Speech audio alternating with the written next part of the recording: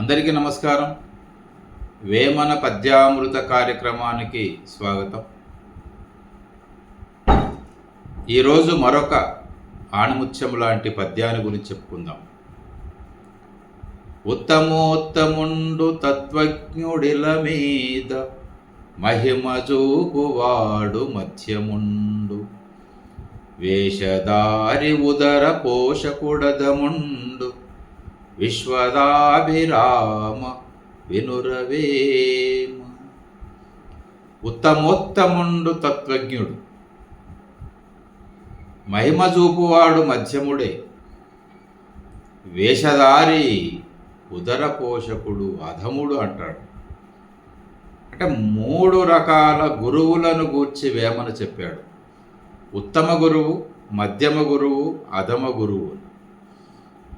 ఉత్తముడు ఎవరంటే ఉత్తమోత్తముండు తత్వజ్ఞుడిల మీద తాత్విక చింతన కలిగి తాను తరించి తన దగ్గరికి వచ్చినటువంటి శిష్యులను తరింపజేసేవాడు.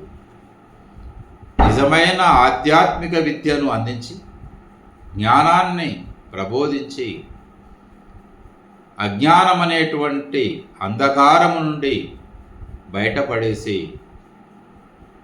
నిజమైనటువంటి జన్మ తరించడానికి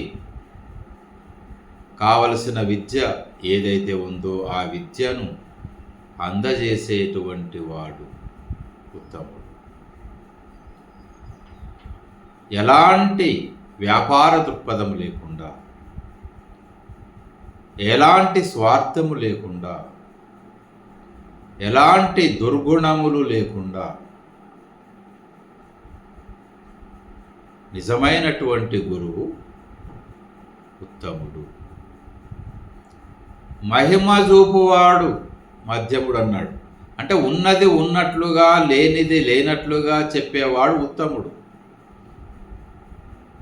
జిమ్మిక్కులు, మ్యాజిక్లు చేసి ఏదో ఒకటి సృష్టించి తద్వారా ప్రజలను వంచి తన వైపుగా తిప్పుకునేటువంటి వాళ్ళందరూ కూడా మధ్యములే.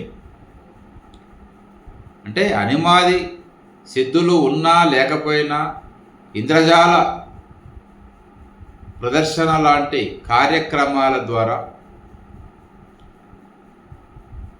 బంగారు గొలుసులను, అదేవిధంగా విభూతిని లేదా ఇలాంటి గారడి విద్యలను ప్రదర్శించి జనాలను తన వైపుగా తిప్పుకొని ఏదో పిట్టె కథలు చెప్పుకుంటూ నిజమైనటువంటి విద్యను మరుగున పెట్టి దానిని చెప్పకుండా ఎంతసేపటికి తన దగ్గరికి వచ్చినటువంటి భక్తుల కోరికలు తీరుస్తానని, లేకపోతే ఇంకా రకరకాల కోరికలతో వచ్చినటువంటి వారిని మరింతగా వశపరుచుకొని వారిని ఏదో రకమైనటువంటి భ్రమల్లో పడేసి ఆ భ్రమల్లోనే తిరిగేటట్లుగా చేసేటువంటి వాడు మధ్యముడు మాత్రమే. ఇలాంటి వశీకరణ విద్యల ద్వారా తన వైపుగా తిప్పుకొని వారిని వంచేటువంటి గురువులు ఇవాళ సమాజంలో చాలామంది ఉన్నారు. కాబట్టి వీళ్ళంతా మధ్యములే అంటారు. ఇక అధముడు ఎవరంటే వేషధారి ఉదర పోషకుడు అధముండు. అనేకమైన వేషాలు వేసుకుంటూ చెవిలో మంత్రాన్ని ఉపదేశిస్తాను, కానీ మొదట చేతిలో డబ్బులు పెట్టు. నీ ఇంట్లోకి వచ్చి యజ్ఞం నిర్వహిస్తాను, యజ్ఞం నిర్వహించాలని 1 లక్ష రూపాయలు మొట్టమొదట పేమెంట్ చెల్లించు. నీ ఇంట్లో కాలు పెట్టాలంటే 1 లక్ష రూపాయలు నాకు ఫస్ట్ అడ్వాన్స్ చెల్లించు అని ఇలా చెప్పేటువంటి వారు చాలామంది గురువులను మనం చూస్తున్నాం. చేతిలో డబ్బులు పెట్టు, చెవిలో మంత్రం ఉపదేశిస్తానేటువంటి వారు వీళ్ళంతా అధములు మాత్రమే. వేషధారి ఉదర పోషకుడదముండు, విభూతి రేఖలు పులుముకొని తలలు బోడులు చేసుకొని కాషాయ వస్త్రాలు వేసుకొని గొప్ప స్వాములుగా చెప్పుకునేటువంటి వారంతా కూడా నిజమైన విద్యను చెప్పకుండా, నిజమైన తత్వజ్ఞానాన్ని ప్రబోధించకుండా ఏదో పిట్ట కథలు చెప్తూ కాలక్షేపం చేస్తూ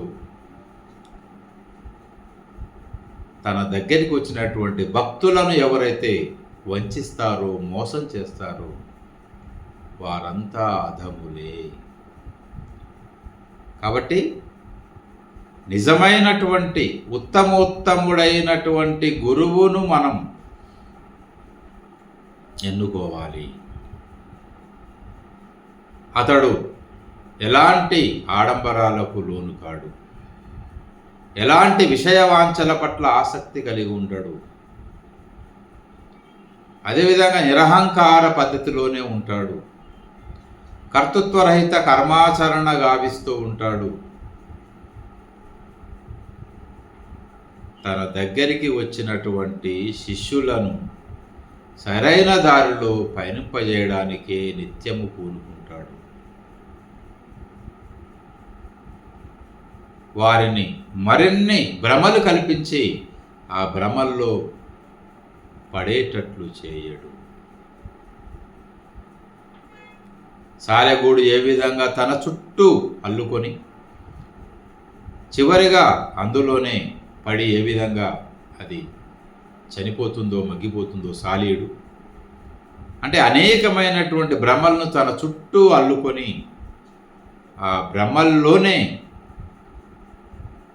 భ్రమలతోనే కాలక్షేపం చేస్తూ కనుమరుగయ్యేటువంటి వారు కాకుండా, అలా కాకుండా ఆ భ్రమల నుండి పూర్తిగా బయటపడేసి వారిని తరింపజేసేటువంటి వాడు నిజమైనటువంటి గురువు, ఉత్తముడైన గురువు అని ఇక్కడ వేమన ఈ పద్యం ద్వారా చెప్పాడు.